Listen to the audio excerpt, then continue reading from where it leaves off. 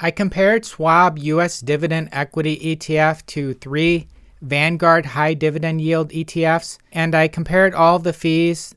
I compared how they're structured. I compared the performance. At the end, I did a bar chart race. You can see real time how each one performed throughout the last 5 years. And then at the very end, I added up all the dividends so you can see how much dividends were paid out over the 5-year period. Anyways, let's get to it. Please feel free to subscribe. It helps the video and it also helps me to reach my goal of being monetized by YouTube.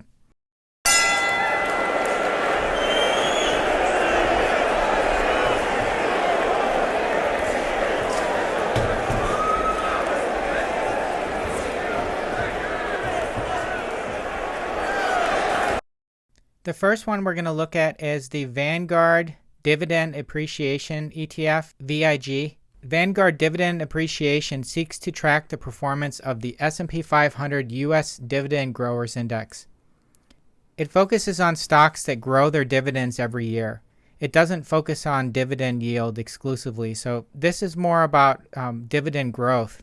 And I think that's why the dividend yield is lower on this one than some of the others. It has 289 stocks. It's got a low 0.06% fee. And the maximum amount of money invested in any one stock is 4.1%, so it's pretty low. So you don't have too much money invested in one stock. The yield is the lowest of the group. It's only 1.91%.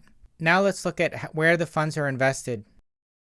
Okay, so Vanguard Dividend Appreciation has 1.7% communications, 9.4% consumer discretionary, 13.5% consumer staples, 0.10% energy, that's not very much, 15% financials, that's not surprising, they pay a large dividends usually, healthcare 15.9%, industrials 13.5%, IT 22.6%, that's quite high, that's probably similar to the S&P 500, materials 4.8%, utilities only 3.4%. The earnings growth rate is 16, the price earnings ratio is 21, price to book ratio 4.4, no foreign holdings, 77 billion in assets. Okay, the largest holdings you have United Healthcare at 4.13, Johnson & Johnson 3.85. Like the 10th holding is Coca-Cola and it drops off quite a bit to 2.06. And then if you actually go to the end, you're basically left with like not even 100th of 1%. It's less than 0.01%. So if we drop down to the last page,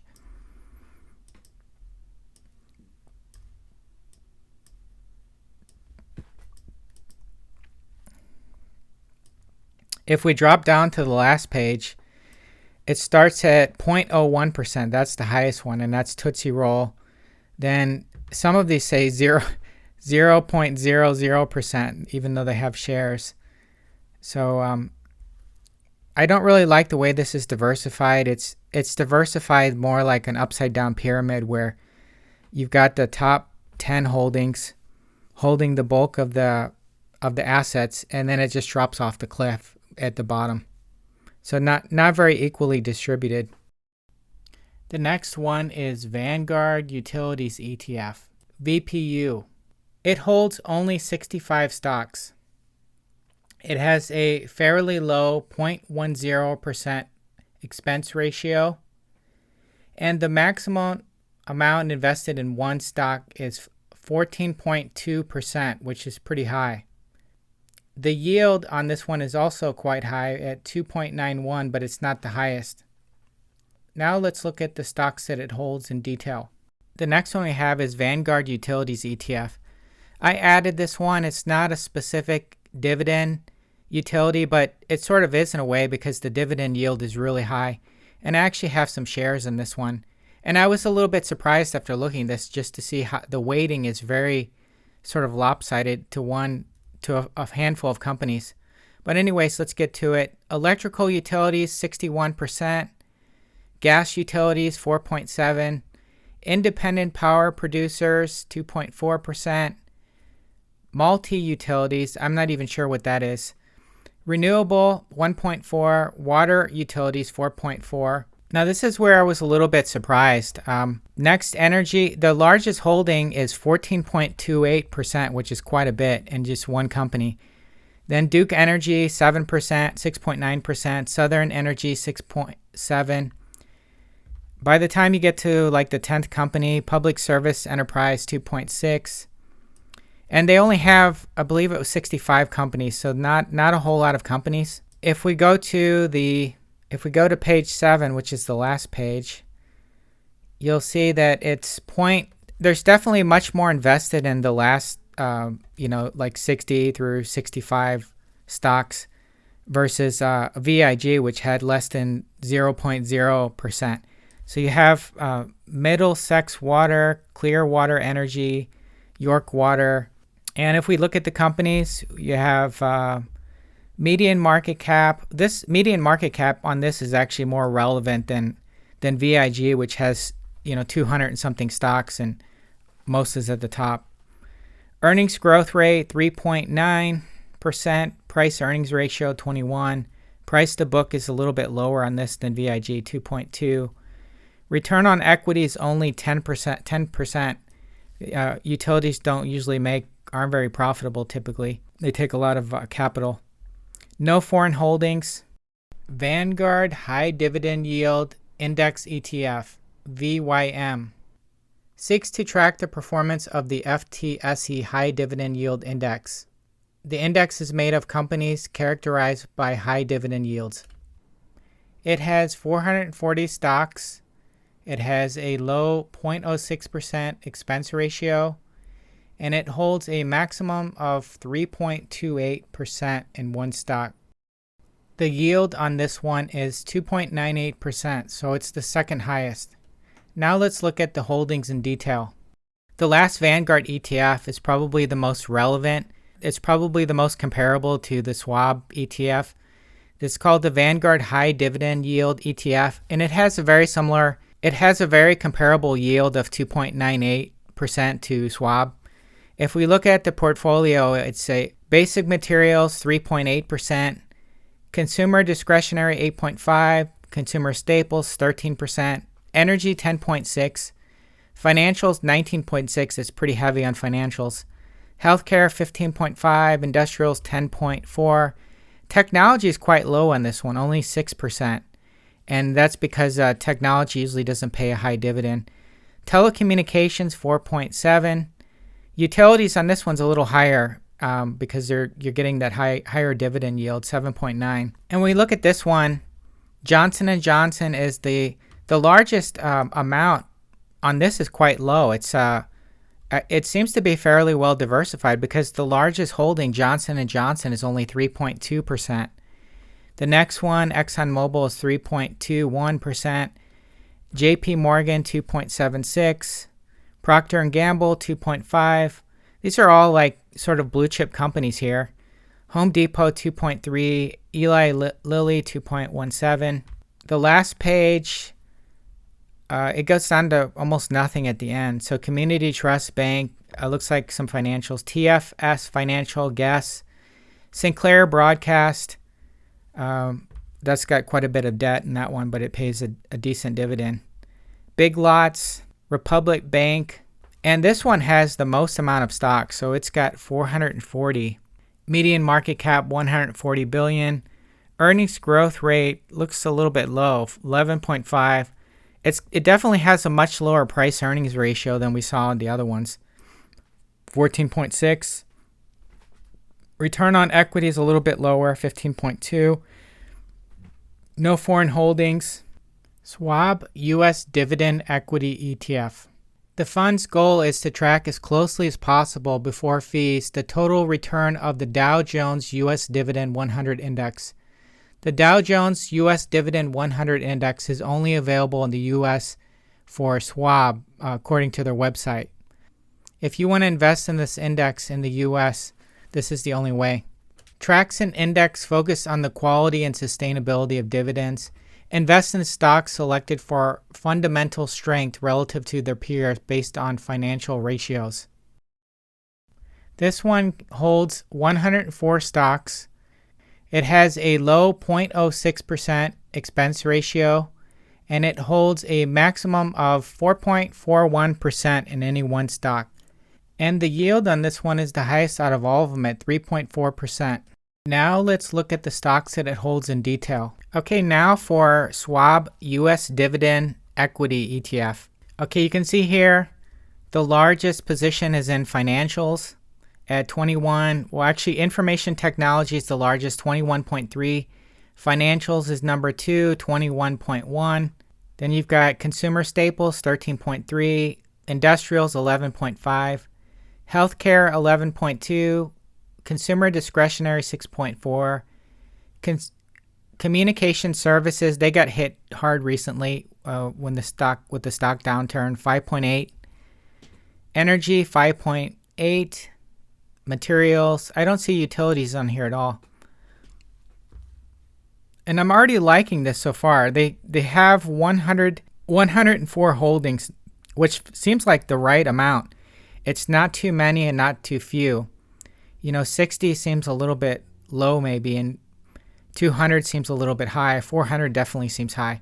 If you look at the asset allocation, if you look at the allocation of the percentage assets, if you look at the percentage of assets, it doesn't drop off the cliff here at the bottom. It's still at, even at probably position 20, it's still at 3.5%. And you've got a lot of tech companies in here, which is quite interesting. Now, the one that kind of strikes me as odd is Verizon, because Verizon is a company that has $170 billion in debt, and they've been losing market share to T-Mobile, but they do pay a huge dividend.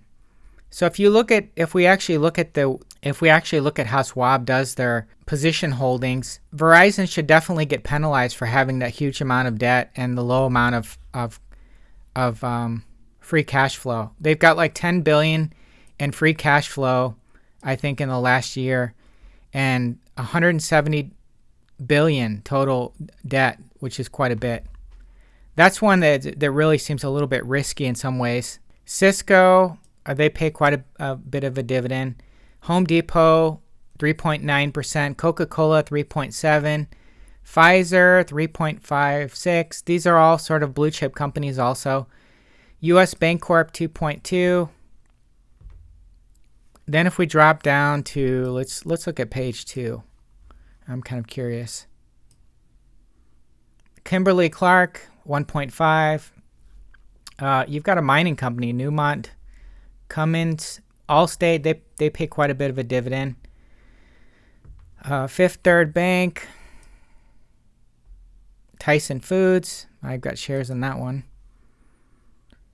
Okay, now if we go to the very last page, it does drop off, but it doesn't drop off quite as much as some of the other ones. So you've got U.S. dollar, Ethan Allen's Interior. Okay, let's look at the price earnings ratio and some details on this. Okay, if we look here, we can see that it has Schwab has quite a low price earnings ratio, which is surprising. 15.52. Price to cash flow, 12.6. Book value growth, 8.4. Price to book, 3.8. Sales growth, 7.6. That was higher than one of those other ones we looked at. Cash flow growth, 6. How is the Schwab US Dividend Equity ETF composed? How did they select the stocks? The US Dividend 100 Index is designed to measure the performance of high dividend yielding stocks by U.S. companies that have a record of consistently paying dividends, selected for fundamental strength relative to their peers based on financial ratios. It excludes REITs, master limited partnerships, preferred stocks, and convertibles. It is a modified market capitalization weighted. So the greatest percentage that they have in a stock, it's not always going to be the company that's the largest in market capitalization. All index stocks must have a sustained at least 10 consecutive years of dividend payments, must have a minimum market cap of $500 million US, and meet minimum liquidity criteria. The index is then composed selected evaluating the highest dividend yielding stocks based on four fundamental characteristics. Cash flow to total debt. This is the question I had with Verizon because they wouldn't do well there. Return on equity, dividend yield, and 5-year dividend growth rate. Stocks in the index are weighted based on a modified market capitalization approach. No single stock can represent more than 4% of the index, and no sector, as defined by the provider, can represent more than 25% of the index. The index is reviewed annually and rebalanced quarterly. Okay, now to look at the performance between all of these ETFs. Which one is the best performer? I have a Yahoo Finance chart pulled up with each one of these, and I have a 5-year chart. The one in blue is VIG. The one in black is the S&P 500. I use that as sort of a reference. VPU, that's the utility fund. VYM, that's the one that has 400 stocks, but it has a lower dividend yield than the Schwab one. And the one in gray is the Schwab one. So if we actually look at the chart here, we go down, it starts at 2019. You see that they all sort of the one that sort of peaked the most during 2020 was the utility fund. And then it went down, probably just as much as the other ones. And that's the one that only had 65 stocks. But when you look at the top performers, it's basically the S&P 500 seems to be at the top most of the time. You see this black line. It basically from the bottom of 2020, it looks like it's gone. It's peaked out more than the other ones in 2022. And then right behind that is VIG. That's the one that also has a lot of tech. The S&P 500 and VIG both have like 22% in technology. So they're very close. And then in third place is the gray one, which is the one that you see in gray that looks to be third place in around 2022 is the Schwab US Dividend Equity ETF. And it seems to have performed pretty well. And it has a higher, if you factor in the higher dividend yield, it may actually beat, it's probably actually a higher performance than VIG. And when you basically go from 2022, if you look right here at 2022, right when the market peaked, the Schwab ETF basically has actually went up. The S&P 500 has went down more than the Schwab.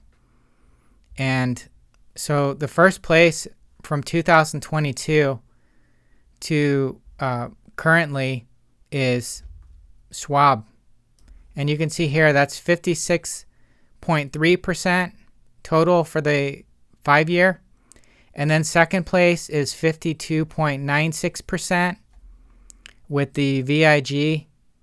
And third place is the S&P 500, and that's I can't tell here, but it's around 51% maybe. And then when you look way down there, 34%.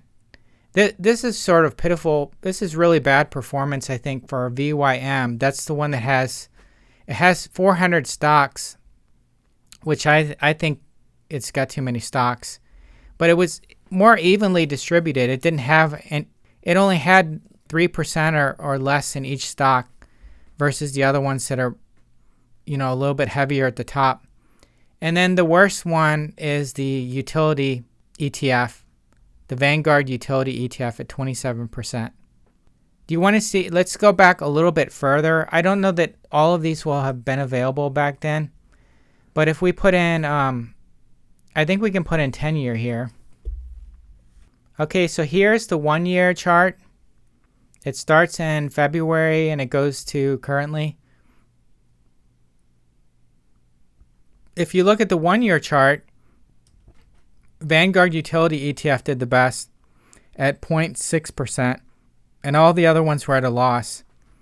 The worst performer was the S&P 500 at minus 8.6%. And then right behind it, the second worst was VIG, and then Schwab, and then VYM. So let's see if we can do 10-year. All right, we'll start at 2013. So from 2013 to currently, let's see which one did best. Number one was the S&P 500. You can actually see very clearly here just how much the S&P 500 went up during 2020 to 2022. And you see that the Schwab and the VIG sort of muffled the performance. So they lowered the peaks out. And you kind of see that here also when it peaked around 2020. You see that Schwab is third place and VIG is second place. The last place performer for this one was VYM, with slightly better at is the Vanguard Utility ETF. So the best performer, if we do a percentage over a 10-year period, was 122%, and that is the S&P 500. And then Schwab looks like to be 108%, I think, around 108%. So if I had to call it between the highest yield, it seems like the Schwab U.S. Dividend Equity ETF is probably, I would say, is the best out of all these. If we don't include the S&P 500, and then second place would be VIG. So if I had to do if you were going to pick one, which one would you pick? I would pick the Schwab one. I would probably skip the VIG altogether and just go with the VOO. If you're going to invest in the VIG, you may as well just invest in the S&P 500 because the dividend yield is not. The Schwab U.S. Dividend Equity ETF pays around 3.5%. A 3.5% dividend yield, and the second place one, the VIG, only pays 1.91%, which is barely higher than the S&P 500. So I would say right there that's the Schwab U.S. Dividend ETF was a clear winner. So if I were to pick between any of these, I would say either go with the S&P 500 fund, index fund like VOO, Vanguard S&P 500 fund, VOO, or go with the Schwab U.S. Dividend Equity ETF, and you're going to get a nice dividend yield on that one. I did a 5-year bar chart race of all of these ETFs to see which one comes out on top at the end with dividends. If you watch for the end, you can see day to day which one performs best, and then you can see which one performs best at the end. And then the very last day, I added all the dividends for the whole year on the last day. And then I've also put it in text so you can actually see how much dividend was paid out. Enjoy. The boss, I'm making change, I've been rocking this exchange, popping off and risking things, gonna make a name, I just wanna be famous. But I don't want that cheap fame, no I'm not that vain, I just wanna be greatness. I just wanna be greatness. I just wanna be greatness. I just wanna be greatness. Ain't no motherfucker in this world could do it like me. Open up your eyes and insert a little rising. You don't have to love me, you don't have to like me. Got enough love in myself, in my psyche. You should have the same in your brain nightly. If you wanna taste me, you can fucking try me. If you wanna hate me, you know where to find me. And if you're going hate going off every chance I get. I don't really take a loss, well, I'll admit. That's why I'll make it to the top, yeah, I commit. And no, I'm never getting lost, I get after it. Investing in my own stock, cause it's faster than any crypto hits go, let me spend. Everything that you see is something I invent, and it's only a percent. I'm gonna take shots, if I miss all, forget it. I'll take a fat loss just to learn all that's in it. I'm taking snapshots, learning how to fall and get it. I'm getting back up, always stand tall, don't sweat it. I never back up, I don't miss a thing or regret it. I'm always learning, you could call me academic. I'm always working, never been apathetic. Bad energy is like a poison, needs some antiseptic.